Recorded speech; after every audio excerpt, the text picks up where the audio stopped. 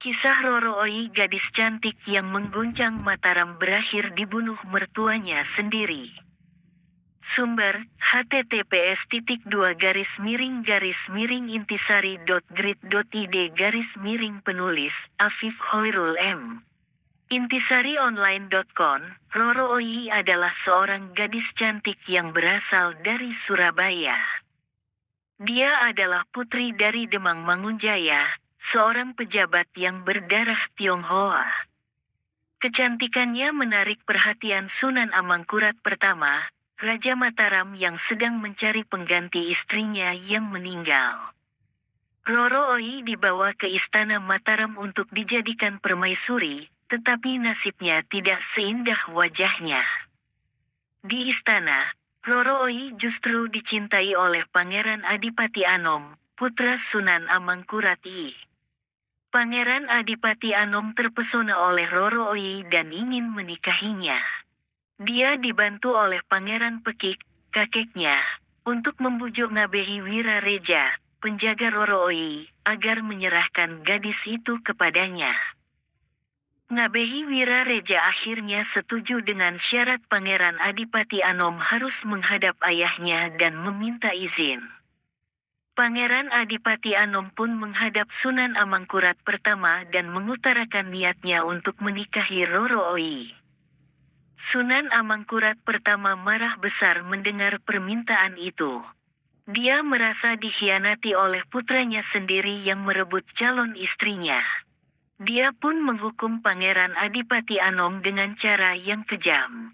Dia menyuruh putranya untuk membunuh Roro Oi dengan kerisnya sendiri jika ingin menjadi raja suatu hari nanti.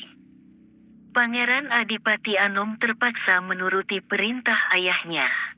Dia membawa Roro Oi ke tempat sepi dan menusuknya dengan keris di dadanya. Roro Oi tewas dengan tragis di tangan kekasihnya sendiri. Jenazahnya dikubur di Tanah Lipura atau di pemakaman Banyusumurup dengan nama Kanjeng Ratu Mangkurat. Kisah Roro Oi adalah salah satu kisah cinta yang paling menyedihkan dalam sejarah Mataram.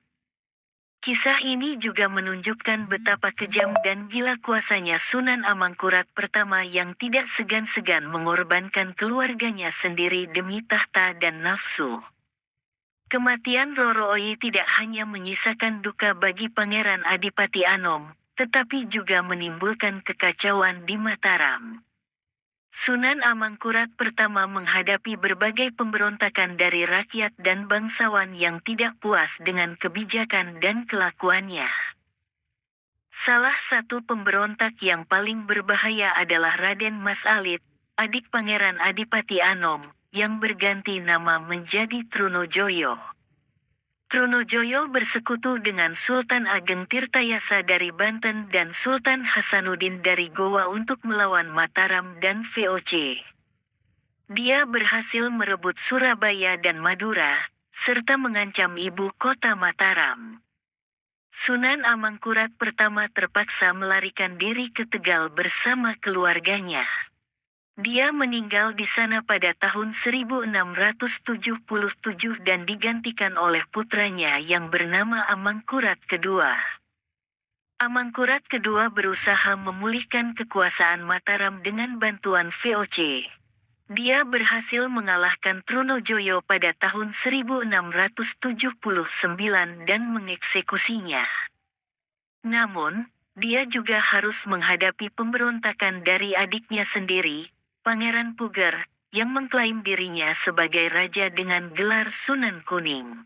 Kisah Roro Oi, gadis cantik yang mengguncang Mataram, berakhir dibunuh mertuanya sendiri.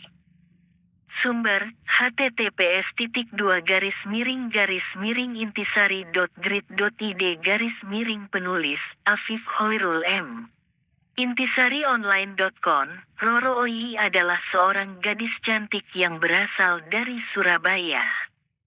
Dia adalah putri dari Demang Mangunjaya, seorang pejabat yang berdarah Tionghoa.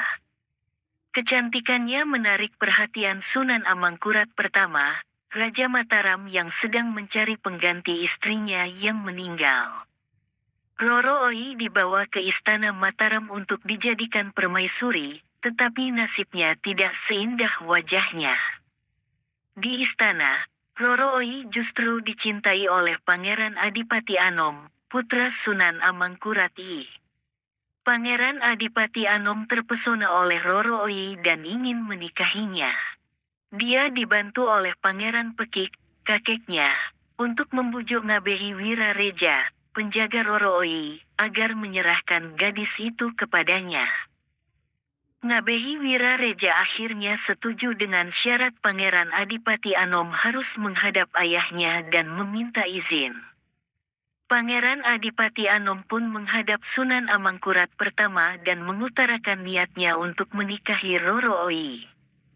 Sunan Amangkurat pertama marah besar mendengar permintaan itu.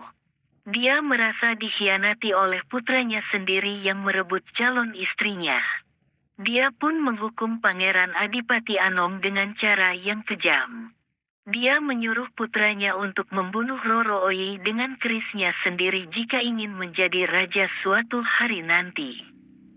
Pangeran Adipati Anom terpaksa menuruti perintah ayahnya.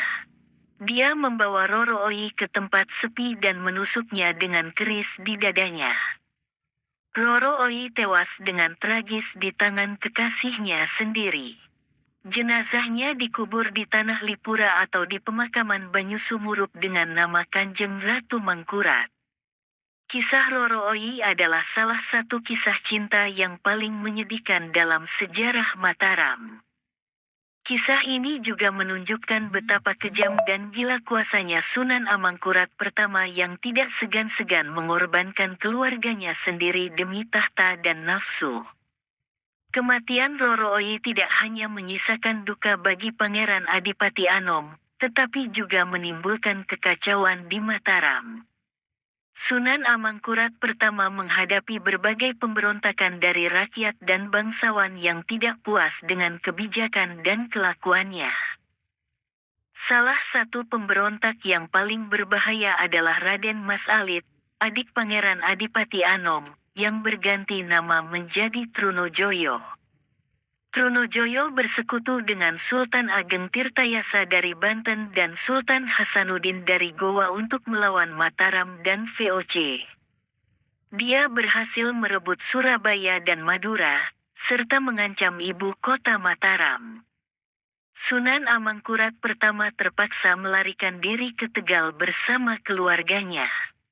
Dia meninggal di sana pada tahun 1677 dan digantikan oleh putranya yang bernama Amangkurat II.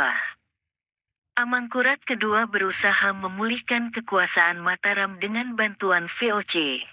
Dia berhasil mengalahkan Trunojoyo pada tahun 1679 dan mengeksekusinya. Namun, dia juga harus menghadapi pemberontakan dari adiknya sendiri, Pangeran Puger, yang